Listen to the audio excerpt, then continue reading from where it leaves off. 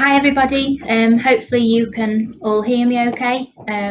Please put your hand up if you're having some difficulties and we'll try and resolve that. So essentially at the beginning of the pandemic it was thought that the impact of COVID-19 would be particularly severe for people experiencing homelessness for several reasons, including the prevalence of chronic conditions within the particular population. The conditions of living environments such as hostels and shelters being sort of cramped and unclean, preventing the ability for customers to socially distance, poor access to healthcare, that's not helped by the sort of enormous pressure that we expected the NHS to be under given the pandemic, and reduced staffing or volunteers to help support services, particularly if they became ill or needed to self-isolate, or to shield themselves, particularly volunteers, from being at risk to COVID itself. So the project aim was to understand the impact on and the support for people experiencing homelessness during the pandemic and to make recommendations for immediate and post-crisis support. Semi-structured interviews were conducted. They were generally over Microsoft Teams or via telephone. It was stakeholders locally in Stoke-on-Trent, regionally and nationally, and anybody that worked to support people experiencing homelessness, managed support services or had knowledge of relevant regional and national policy and programmes. And the data was analysed using inductive thematic analysis. The interviews were conducted between May and June this year, so it's kind of just a bit of a caveat there that some of the experiences that you may hear today, obviously things are moving rapidly in the pandemic, so things may have changed since we actually collected this data, so just to be aware of that and perhaps something to comment on in the breakout groups that will come after the findings in the question and answers session. But 32 interviews were conducted, relatively even across the three different groups that we had, local, regional and national. And of the local cohort, 5 participants had direct contact with people experiencing homelessness. So we hope that kind of captures some of the experiences of actually being in contact with people experiencing homelessness directly.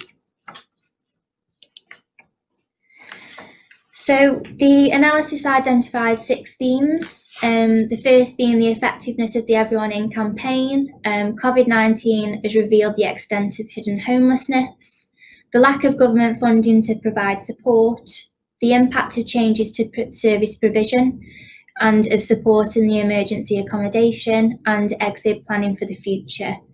I'm going to touch on each of these themes in the following slides now and hopefully give you just a bit of an idea of what participants were saying and feeling within the interviews. So to start off with the effectiveness of the Everyone In campaign, there was a belief that the Everyone In campaign was something that had to happen. It was a natural and necessary response to COVID-19 due to the vulnerability of the customer group. That accommodating customers is possible if the money is there and the drive is there, that we saw from the government to protect this customer group. But as we can see from Al 10 there, they say it's taken a pandemic to house up the majority of rough sleepers. It should have been done a long time ago. There was frustration from the sample as to the fact that it's taken a pandemic to obtain this kind of support for people experiencing homelessness. And it's kind of a response to crisis rather than prevention. So there was some frustration there for participants. The block on evictions that we saw from the government meant that there was less families being evicted from accommodation. So some services saw less families approaching them and requiring support. And some customers have benefited from the Everyone In campaign and have gained access to supported accommodation. So as we can see from L7, we have some people in rehab, we've got people moving into their own property, some people have gone into supported housing provision, and they're getting some positive rebounds as well. So there was actually some positives coming out of the Everyone In campaign and being able to help customers to move on to other accommodation options. Kind of as we've said at the beginning, the vulnerability of this particular population group led to the Everyone In campaign by the government, and it was assumed that the mortality and infection rate would have been devastating for people experiencing homelessness. But thankfully that never came to fruition, and the infection and mortality rates have remained low, which is definitely a positive. And some believe that this was a reflection on how quickly and effectively services were able to move and to shield this customer group.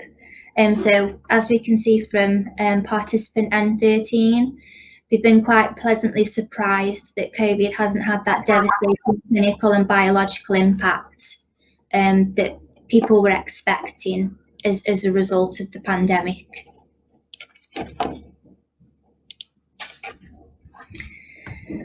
Participants suggested that COVID-19 had highlighted the true extent of hidden homelessness. So that's why we have a theme specifically around that area, because the majority of participants felt that way, that being able to provide the accommodation actually flushed out particular groups that are homeless, that are requiring support, but managing to obtain that from other areas. So as a result, the pandemic had created a dramatic increase in the number of people actually requiring support,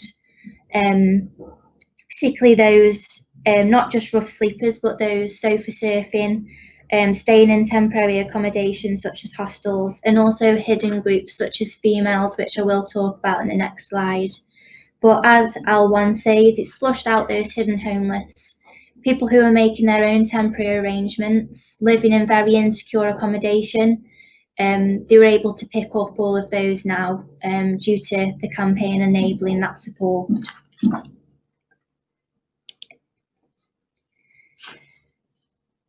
As I mentioned, particularly locally in Stoke-on-Trent, we saw some increases in females coming forward to access support, and that was typically unusual in Stoke-on-Trent, as they tend to see more males accessing support. So the pandemic had enabled an increased engagement with particular customer groups that didn't usually come forward prior to the pandemic. And participants considered that this was kind of a positive as a result of the pandemic, as much as you can say that the pandemic is positive. Obviously it's devastating, but for this particular customer group, it's allowed some engagement with services that wasn't quite possible beforehand. So as L4 says, that's the other positive about COVID, that you've actually managed to uncover people who were homeless that perhaps they didn't know about previously. So moving on to the lack of government funding to provide support. The funding that was provided by the government was perceived not to be enough to cover the accommodation needs of all customers and the additional support that they needed alongside that accommodation. Participants said the amount of money allocated to each local authority was based on the rough sleep accounts in November last year. And as we've just said in the previous theme, COVID's actually identified a lot of people that were hidden homeless. So the initial funding that was received didn't actually cover all of the customers that came forward requiring that support from services. And participants suggested that the shortfall in funding had led to variations in what support had been provided to customers as a result. So as N9 says, there was that sort of initial feeling that while the government will continue to fund it, we will get everybody in, we will continue to try and get people in, but then it was clear that there probably wasn't going to be a huge amounts of additional funding. I think that probably stalled local areas to getting more people in. So I think once there was more sort of information about the funding, that's when some areas chose to adapt the way that they were helping everybody due to the footfall in the money that they were receiving and spending as well. Participants also argued that it's not just about providing accommodation to customers. Customers have complex needs due to a number of reasons, including alcohol and drug use, trauma, mental health problems, physical health problems, and therefore they require that wraparound support alongside the accommodation to enable them to sustain the accommodation that they're provided. Almost that, you know, the accommodation, the support that goes around that is just as important, if not more important, to help customers to actually go onto the road to recovery. And the lack of funding from the government meant that, you know, local authorities and third sector services were overspending to accommodate and provide that necessary support to help customers maintain the emergency accommodation that was being provided. So as N7 illustrates there, it's easy to get somebody a roof over their head in the grand scheme of things. What is not easy is making sure that they have that support to maintain that. So there's lots of challenges around sort of providing the support that was necessary for customers to sustain the accommodation. The impact of changes to service provision. The most noted change was the shift to remote support. The majority of appointments and assessments were offered by telephone to customers. That support worked for some customers and not for others. There was a lot of mixed views around whether the telephone support was appropriate for customers. And some services continued to offer face-to-face accommodation and use PPE for safety reasons, such as obviously hand sanitizer, social distancing, etc. Because they believed that that was necessary to provide that support to customers. So as L12 illustrates, most services now come to the hub and are face-to-face, and we just use our PPE and social distancing. And then on the days that they can't come, because they are not just at the Crown, they're everywhere, so they do have telephone support. So that particular participant's referring to the service hub that was available in the accommodation in Stoke-on-Trent. So they were seeing customers face-to-face within that support hub within the emergency accommodation, which allowed them to access the outreach team and other support services available to them.